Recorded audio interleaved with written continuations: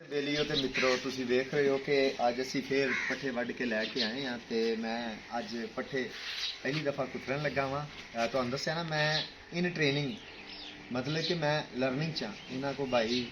मिठू तुसी जानते हो जो चेयरमैन साहब नूं जानते हो ताकि मैं उन्होंने को सीख रहा वहाँ खेती बाड़ी या मीन के डंगर बच्चे का काम किंज करीदा तो अज मैं ऐटोमैटिक मशीन है मोटर वाली मैनू चलान लगा आवाज़ तो तुहानू इस तो बाद शायद मेरी ना आए लेकिन कोशिश करने कि इनू चला के ते पट्ठे कुतरीए शायद मैनू जाच आ जाए। मिठू भाई आए जे? हाँ जी हाँ जी।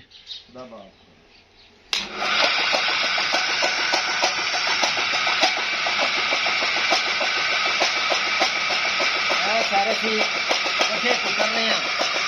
काला लिया के